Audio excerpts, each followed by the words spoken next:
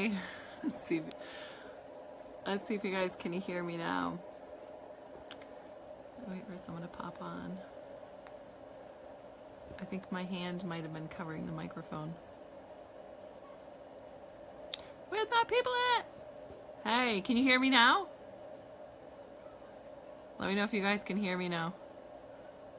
Yeah, okay, I think my hand, I was holding the phone, I think my hand was covering the mic where you talk. Way to go. Okay, you guys can hear me now. Okay, so I was trying to tell you what happened today. I'll start again because I don't know if you guys heard anything. Hey, Joanna. So I'm just gonna start over.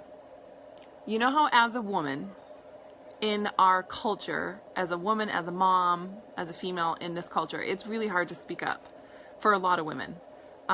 It's hard for us to, like the examples I gave were like, when you get a haircut and you don't like it, it's hard for us to say like, oh, I don't like it, can you fix it? Or when we're getting a massage and they're massaging us and, nope, nothing, what? Mary, nothing, you can't hear me? Or you can hear me? Give me hearts and likes if you can hear me. So I know I'm having tech gremlins. Can you hear me? Oh, Susan's liking. Okay, they can hear me. Okay, so anyways, it's really hard. So like if you're getting a massage, if you're getting a back massage or something and like they're hurting you, it's hard to say, oh, you're hurting me, can you adjust the thing? So for a lot of women and a lot of people in our culture, it's really hard for them to speak up and to say something. So obviously part of what I'm excited to do in the work in this world is to help women speak up. And as someone who was, you know, went through a lot of sexual trauma when I was a kid, when it's time for me to speak up, there's like, you know, a glitch that a lot of us women have where we're expected to just act like, oh, that didn't matter. And so many women have been through so much trauma that they do that same behavior. The behavior where they disassociate, they just act like the thing didn't matter, it doesn't bother me. If it doesn't faze me, then it doesn't stick to me, so like then it doesn't matter. But the truth is, there was a moment where we knew we could have spoken up. We wanted to speak up. We had something to say. We have something to say, but it can be really hard to speak up. So this is going to sound like the silliest thing, but for women, for a mom, for me, who raises a gorgeous, wild, bright soul daughter, what happened today made me feel like it was a massive victory. Like, all the work I do is paying off. So me and my daughter were at the nail salon, and the woman, you know, beside me was doing Bailey's nails.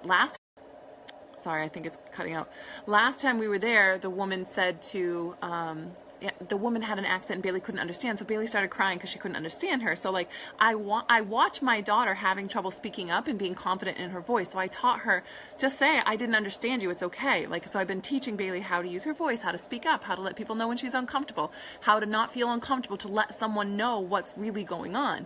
So today we're at the nail place and I kind of was just like watching to see what happens. And so, you know, the woman there didn't have a very strong accent. Bailey could hear her, but the woman was holding her finger, and when she was painting her nail, she was like squeezing her thumb on accident because she was like turning it and making sure she didn't move her hand. So she was squeezing it, and Bailey goes, "You're squeezing my thumb a little bit too tight." And the woman goes, "Oh, sorry." And it was like such a casual, not big deal thing, but my 8-year-old daughter spoke up and said something when I had watched her previously been very uncomfortable to, you know, relate something or say something, and she's really learning to speak up. And I don't know if you guys understand this or get this. I feel like every woman and mother out there on the planet, especially anyone who has a daughter, will be like, hell yes, that is such a massive victory. I'm like, what would it be like for all of us to live in the kind of world where we have permission to just speak up? I'm like, when we train and we have permission to speak up, like, oh, that just hurts my thumb, it's something small, but guess what? You're actually worthy and important enough that if something's hurting your thumb, you get to say, hey, that hurts. And if the massage isn't great, then you say, hey, I would prefer it like this.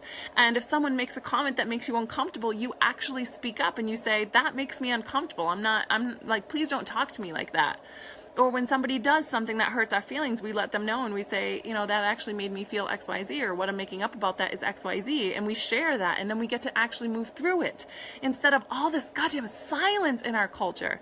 So much freaking silence. So I was freaking really excited today to watch my daughter tell the woman that just those words made my heart sing, made my whole soul sing for the entire day. Just the words of, I think I'm cutting out a little bit. you're squeezing my thumb a little too tight. And I was like the happiest mom on the whole freaking planet. And like, maybe just the call to action today is for us and the men around us to actually like pay attention to like when women, when daughters, when any kind of feminine creature is trying to speak up and trying to ask what we need and state how something makes us feel, because it's like going against a tidal wave that's already been moving. And so we're like stopping the tidal wave and like turning that shit around and pushing it back going the other way. So one big celebration for feminine today was my daughter speaking up at the nail salon. I was really actually excited about that. And I just wanted to share that because it seems so stupid, but it's not. It's huge, because today it was her telling her, you're squeezing my thumb a little too tight, and tomorrow it's going to be a boy at school and she says, don't touch me like that. Don't talk to me like that. Don't tell me that I need to do that. Don't put those expectations on me. I'm not comfortable with that. No, I don't believe that. Please don't shove that down my throat, etc., etc. Right? I'm like, this is where all the healing and the stuff that we're looking for can be born. And that's when, you know, we get to build the kind of world we're looking to create for our loved ones and for the little ones growing up now. So yeah, so not stupid. I'm so glad you get it. I'm so glad. I was like, are they going to get this or are they not going to get? Of course you guys get it. I don't even know why I thought that. That was my own shit. So that was, hold on. Right away. In the Facebook Live? Yes. Is it just on your Facebook page or is it in the... We're celebrating Bailey. You're celebrating Bailey? Yeah, ask important questions, babe. Busted on Facebook Live. He keeps trying to reconnect.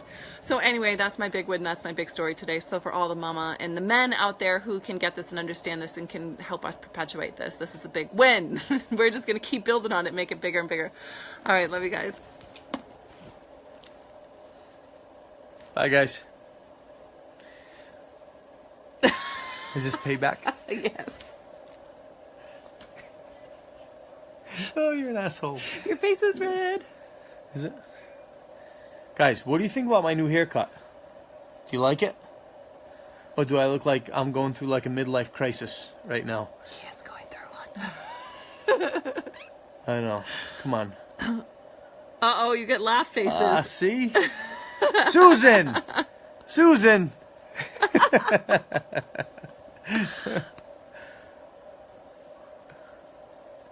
Oh, that's funny. We're going to wait for one compliment. Come on. I don't even need a compliment. I just need something. Thanks, Mary. Yay! Mary, I love you, Mary. Mary's the best. You want me to do my dance, my Craig dance? Make you feel better? Guys, this is repayment for when I did a Facebook Live for her. On her when she was in bed in a hotel last week. 2 weeks ago, something like that. So she's just holding the phone here as repayment for that. So I hope you enjoy it. Hope you enjoy me. If you had one message to tell the whole world, what would you say? You only get one message. That's it. This is your only chance. Mohawks are freaking awesome. Such an idiot. You like that, don't you? Okay, now you have to answer serious. All right, serious. Serious? And I have to give a message to the world. I know Susan said I have to send Susan some files, and she's mad at you right now because I'm doing this. All right, message to the whole world. My message to the whole world is about fear and things we're afraid to do, and how fear. One sentence. Payback. You get one sentence. One sentence. Fear tells you where to go. Fear tells you where to go. That's my sentence. What were you afraid of this week? It's not this week. I was afraid of selling my business recently. I was afraid of selling my business. Why'd you sell it anyway? Being home and being foreign. I sold it anyway for what's possible. Yeah. That's why I sold it. Don't give me that look. Don't give me that look. Oh my God, you guys are the best for hanging out with us. I love you guys. I hope that you're celebrating with us. Hostile. Let him go so he can send me those files. Love you guys so much. Hey, I just wanted to let you know you guys are in bed with us. You're officially in bed. Susan, this is a new level of role for you. You're hanging out in bed with us. All right. I love you guys. Thanks for celebrating my huge feminine motherhood, parenting, woman. I don't know. We have Mark on there and Jeff. You're feminine women, but you speak to the men. Reconnecting, come outside. Woohoo, Tanya. Yeah, thanks for celebrating it with me today. It was huge, and I'm so excited, and it just lit me up like a Christmas tree. And onward and upward. All right, love you guys. Bye.